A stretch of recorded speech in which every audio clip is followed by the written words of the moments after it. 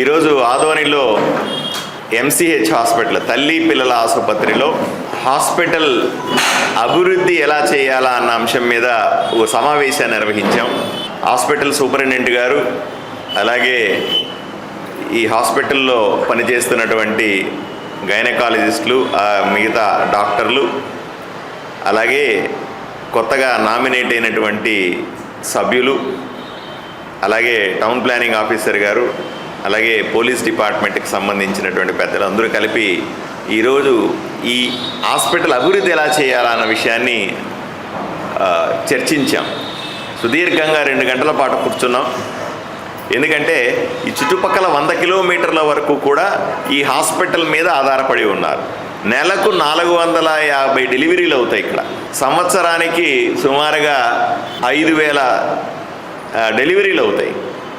మీరు తమాషా చెప్పాలంటే ఇది 50 పడకల ఆసుపత్రి. 50 పడకల ఆసుపత్రి అప్పట్లో నరేంద్ర మోదీ గారి సహకారంతో, ఆయన కేంద్ర ప్రభుత్వం డబ్బులతో కట్టాము. ఇక్కడ 5000 డెలివరీలు అవుతున్నాయి, 50 పడకలు. కర్నూలులో తల్లి పిల్లల హాస్పిటల్లో 8000 డెలివరీలు అవుతాయి. కానీ అక్కడ ఎన్ని బెడ్లు అంటే 150 బెడ్లు. మనకు లోడ్ ఎక్కువ, ఉన్నటువంటి వసతులు తక్కువ. దీన్ని మరింత బాగా చేయాల్సిన అవసరం ఉంది. చుట్టుపక్కల ప్రాంతాల్లో మరింత బాగా సర్వీస్ చేయాలి. ఇన్ని నెలకు 450 డెలివరీలు చేస్తున్నప్పటికీ కూడా ఇంకా కొన్ని ఎమర్జెన్సీలని బయటికి పంపించాలా, కర్నూలుకు పంపించేయాలా, ఇట్లాంటి సమస్యలు కూడా ఉన్నాయి. అందువల్ల ఈరోజు సమావేశంలో తీర్మానం చేశాం.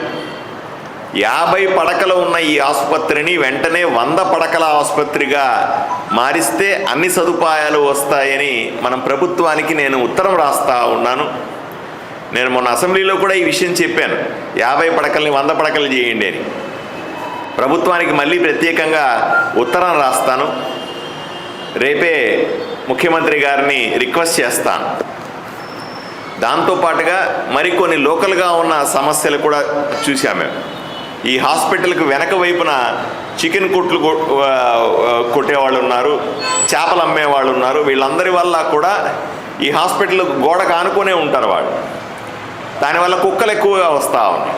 కుక్కలు ఎక్కువగా వచ్చి అవన్నీ ఆ పడేసిన వ్యర్థాలు తినడము వాటి కోసం వస్తాయి. పొరపాటున అవి హాస్పిటల్లో కూడా తిరుగుతున్నాయి అని డాక్టర్లు ఆవేదన వ్యక్తం చేస్తూ ఉన్నారు. చిన్న బిడ్డలు ఉంటారు, డెలివరీలు అయి ఉంటాయి, తల్లులు ఉంటాయి. పొరపాటున ఆ కుక్కలు ఏమన్నా వచ్చి పేషెంట్ల మీద పడితేనో, ఆ చిన్న బిడ్డల మీద పడితే ఏమవుతుందో ఒకసారి ఆలోచన చేయండి. ఆ వెనకాల ఉన్నటువంటి ఆ చికెన్ కొట్లు వాళ్ళు కూడా రోడ్డును 10 అడుగులు ఆక్రమించుకొని ఉన్నారు అని ఇప్పుడే ఆఫీసర్లు కూడా చెప్తా ఉన్నారు. వెంటనే వాళ్ళందరికీ కూడా నేను రిక్వెస్ట్ చేస్తూ ఉన్నాను, మీరు బతకండి, సంతోషంగా ఉండి, కానీ రోడ్డును ఆక్రమించుకోవద్దు, వ్యర్థాలను బయటపడేయొద్దు, కుక్కలు వచ్చే పరిస్థితి క్రియేట్ చేయొద్దు. లేకపోతే తప్పని పరిస్థితిలో చర్యలు తీసుకోవాల్సి వస్తుంది. ఆ చేపలు అమ్మేవాళ్ళు అక్కడ చేపలు అమ్మడానికి వీలు లేదు, ఇంకెక్కడన్నా వేరే చోట పెట్టుకొని అమ్ముకోండి. దానివల్ల కుక్కలు వచ్చి హాస్పిటల్లోకి వస్తే, ఇప్పుడు ఈ ఊరికి తల్లి పిల్లల హాస్పిటల్ ముఖ్యమా, చికెన్ కొట్లు చేపల కొట్లు ముఖ్యమా? ఇది ఒకసారి ప్రజలు కూడా అర్థం చేసుకోవాల్సిన అవసరం ఉంది. డాక్టర్లు ఇంత కూర్చొని ఇక్కడ ఇంత ఆవేదన వ్యక్తం చేస్తూ ఉంటే మనం పట్టించుకోకుండా ఊరిలో అందరూ సహకరించకపోతే ఎలాగా? ఇది కూడా కుదరదు. అందువల్లనే వాళ్ళని వెంటనే సరిచేసుకోవాల్సిందిగా కోరుతాను. ఆఫీసర్లను కూడా దాని మీద వెంటనే యాక్షన్ తీసుకోవాల్సిందిగా చెప్తాను. అదే ముందు వైపున టెంకాయలు అమ్ముకునే వాళ్ళు ఆక్యుపై చేసుకున్నారు మొత్తం. ఆ టెంకాయలు అమ్ముకునే ప్లేసు పార్కింగ్ కోసం ఉపయోగించుకోవాల్సిన ప్లేస్ అది. ఈ హాస్పిటల్కి వచ్చేటువంటి వెహికల్స్ ఏమన్నా ఉంటే వాళ్ళు పెట్టుకోవడం, కానీ మోటార్ సైకిల్ పెట్టుకోవాల్సి వస్తే లేదా అంబులెన్స్లు వస్తే పెట్టుకోవాల్సిన ప్లేస్ అది. దాన్ని టెంకాయలు అమ్మడానికి వాడేసుకుంటే హాస్పిటల్ పరిస్థితి ఏంటి? హాస్పిటల్ని జాగ్రత్తగా పెట్టుకోవాల్సిన అవసరం కూడా ఉంది అని మనం చెప్పాం. ఇక్కడ పూర్తి కాని కేసుల్ని రెఫర్ చేయాల్సి వస్తే కర్నూలు పోవడానికి భయపడతా ఉన్నారు. భయపడాల్సిన అవసరం లేదు. ఇక్కడి నుంచి 2 గంటలు ప్రయాణం చేయడానికి వీలుగా అంబులెన్స్ సర్వీసుల్ని ఇంప్రూవ్ చేయాలని అనుకున్నాం. నేను ఆఫీసర్లకు చెప్తా ఉన్నాను, అంబులెన్స్లన్నీ క్రాస్ చెక్ చేసి వాళ్ళ కాస్ట్ కూడా వాళ్ళు తీసుకెళ్లే డబ్బులు కూడా తక్కువ ఉండేలాగా చూసి రెఫరల్ కోసం కర్నూలుకి వెళ్ళడానికి సురక్షితంగా ఉండడానికి వీలుగా దాని ఏర్పాట్లు చేయమని చెప్తా ఉన్నాను. కలెక్టర్ గారికి కూడా నేను ఉత్తరం రాస్తా ఉన్నా ఈరోజు. 108 సర్వీసెస్ ఎఫెక్టివ్గా వాడి మనకు కనీసం 5 వెహికల్స్ ఎమర్జెన్సీల్లో 5 108 వెహికల్స్ ఉండాలా అని మనం రాస్తా ఉన్నాం. అలాగే హాస్పిటల్లో పేషెంట్లకు డబ్బులు పే చేయాల్సినటువంటి భోజనానికి సంబంధించిన ఖర్చులు పెండింగ్ ఉన్నాయంటున్నారు, దానికి కూడా ఒక లెటర్ రాస్తా ఉన్నాను. అలాగే ఈ హాస్పిటల్లో ఆక్సిజన్ ప్లాంటు రిపేర్లో ఉంది. ఆక్సిజన్ ప్లాంట్ రిపేర్లో ఉండడం వల్ల సెంట్రలైజ్డ్ ఆక్సిజన్ లేదు, కొన్నిసార్లు ఇబ్బంది అవుతూ ఉంది, సిలిండర్లో ఆక్సిజన్ పెట్టాల్సి వస్తుంది అంటున్నారు. దాన్ని ఇది కరోనా సమయంలో అప్పట్లో నరేంద్ర మోదీ గారు నిధులతో, కేంద్ర ప్రభుత్వ నిధులతో కట్టినటువంటి ఆక్సిజన్ ప్లాంట్, అది మెయింటెనెన్స్ లేక ఇబ్బంది పడుతున్నట్టుంది. దాన్ని కూడా వెంటనే రిపేర్ చేయమని నేను ఉత్తరం రాస్తా ఉన్నాను. దాని ఏర్పాట్లు కూడా నేను చేస్తాను. అలాగే 102 సర్వీసెస్ అంటే తల్లి బిడ్డ ఎక్స్ప్రెస్ అంటారు. డెలివరీ అయిపోయిన తర్వాత తల్లి బిడ్డల్ని ఇంటి వరకు క్షేమంగా పంపించేటువంటి వెహికల్స్, వీటినైనా ఎమర్జెన్సీ కోసం, ఎమర్జెన్సీలో మనము అంబులెన్స్ లాగా వాడుకోవచ్చా అని కూడా ఒక లెటర్ రాస్తా ఉన్నాము. అలాగే సర్జికల్ మెటీరియల్స్, గ్లౌజులు అయితేనేమి, మిగతా వాటి గ్లౌజ్లో కాటన్సో లేకపోతే ఇంజెక్షన్సో లాంటివన్నీ కూడా చిన్న చిన్న సమస్యలు ఉన్నాయి, వాటి కొరత వచ్చేలాగా ఉంది అప్పుడప్పుడు అని అంటున్నారు. ఎక్కువ మెటీరియల్ పంపించండి అని డిఎంహెచ్ఓ గారికి కూడా ఉత్తరం రాస్తా ఉన్నాను. ఇప్పుడు పంపిస్తున్నారు కంటే 2 ఎక్కువ పంపించండి, కేసులు ఎక్కువగా ఉన్నాయి కాబట్టి అని కూడా ఒక ఉత్తరం రాస్తా ఉన్నాను. ఇవన్నీ కూడా వెంటనే నేను లెటర్లు రాసి కన్సర్న్ ఆఫీసర్లకు పంపిస్తాను. మేడం గారు సహకరిస్తారు, మేడం వాళ్ళందరూ కూడా సహకరిస్తారు, ఆఫీసర్లు కూడా చేస్తారు. ఇటువంటి సమావేశాలు ఈ హాస్పిటల్ ప్రతిష్టాత్మకంగా తీసుకున్నాం. నేను మళ్ళీ చెప్తున్నాను, చాలామందిలో అపవాదం ఉంది, 2 గంటల తర్వాత ఇక్కడ పేషెంట్లను తీసుకోరు అన్నది చెప్తున్నారు. అది అబద్ధం. 2 గంటల తర్వాత ఇక్కడ సర్వీసులు ఈ 3-4 నెలల్లో బ్రహ్మాండంగా ఇంప్రూవ్ చేసి ఉన్నాం. ఇక్కడ స్టాటిస్టిక్స్ కూడా తీసాం మేము. పొద్దున 8 గంటల నుంచి 2 గంటల వరకు ఎన్ని సర్జరీలు చేశాం, ఎన్ని డెలివరీలు చేశాం, మధ్యాహ్నం 2 గంటల నుంచి రాత్రి 8 గంటల దాకా ఎన్ని చేశాం, రాత్రి 8 గంటల నుంచి పొద్దున 8 గంటల వరకు కూడా ఎన్ని సర్జరీలు చేశాము అనే లిస్టు కూడా తీసాం. సాటిస్ఫాక్టరీగా ఉంది.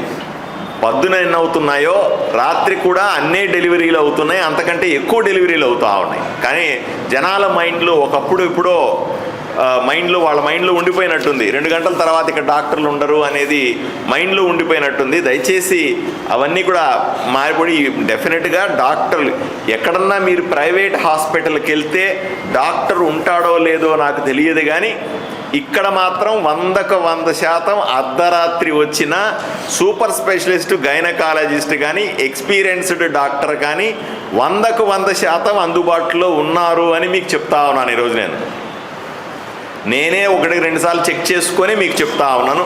దయచేసి మీరు కూడా చెక్ చేసుకోండి.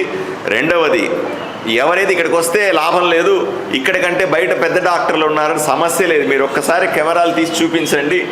ఇంత మేడం గారికి ఎక్స్పీరియన్స్, నాకు తెలిసి 20 ఏళ్ళ ఎక్స్పీరియన్స్ ఉందా మేడం మీకు? 20 సంవత్సరాల ఎక్స్పీరియన్స్ ఉన్న గైనకాలజిస్ట్. మీరు పీడియాట్రిషియన్ ఎంత ఎక్స్పీరియన్స్ ఉందమ్మా? 15 సంవత్సరాల ఎక్స్పీరియన్స్ ఉన్నటువంటి పీడియాట్రిషియన్. మీరమ్మా? 13 సంవత్సరాల ఎక్స్పీరియన్స్ ఉన్నటువంటి గైనకాలజిస్ట్. మీరు రీసెంట్, మీ ఎక్స్పీరియన్స్ ఎంత? 10 సంవత్సరాలు. మీది 5 సంవత్సరాలు, 5 సంవత్సరాల ఎక్స్పీరియన్స్ ఉన్నటువంటి డాక్టర్లు. ఇంత అనుభవం ఉన్న డాక్టర్లు ఇక్కడ అందుబాటులో ఉన్నారు. ఇంతమంది అనుభవం ఉన్న డాక్టర్లు ఆదోనిలో ఏ ప్రైవేట్ హాస్పిటల్లో ఉన్నారా అని సూటిగా ప్రశ్నిస్తా ఉన్నా. లేరు. మీరు ఏ ప్రైవేట్ హాస్పిటల్కి వెళ్ళినా ఒక డాక్టర్ ఉంటారు, మహా అంటే 2 డాక్టర్లు ఉండొచ్చేమో. కానీ ఇక్కడ ఈ గైనకాలజీ చద్దిపిల్ల ఆసుపత్రిలో 8 మంది డాక్టర్లు అందుబాటులో ఉన్నారు. అందరూ కూడా 10 ఏళ్ళు, 15 ఏళ్ళు, 20 ఏళ్ళ ఎక్స్పీరియన్స్ ఉన్న డాక్టర్లు. ఇట్లాంటి డాక్టర్లు బయట దొరకరు.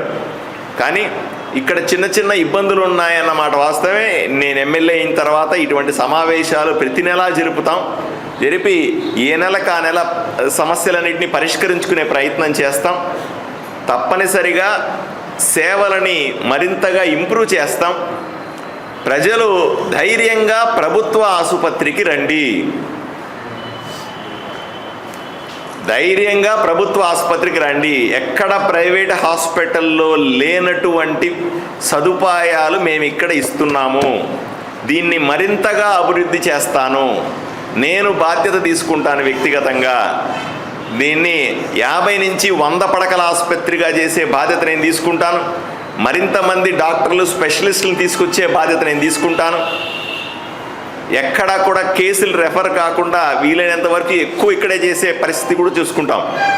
సంవత్సరానికి 5,000 కేసులు మేము చేస్తూ ఉంటే ఈ హాస్పిటల్లో ఈ సంవత్సరం ఇప్పటిదాకా ఎన్ని కేసులు చేసామ్మా? 2700. ఈ సంవత్సరం ఈ 3 నెలల్లో నెలకు 450 అంటే 394. 1000. ఉదాహరణకు నేను ఎమ్మెల్యే అయిన తర్వాత మాత్రమే అందాం అనుకుందాం. అంతకుముందు సంగతి తెలియండి.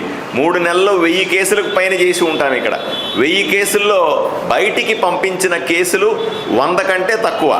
అంటే 10% కేసుల్ని మాత్రమే తప్పనిసరి పరిస్థితుల్లో పెద్ద హాస్పిటల్కి పంపించాల్సి వస్తుంది.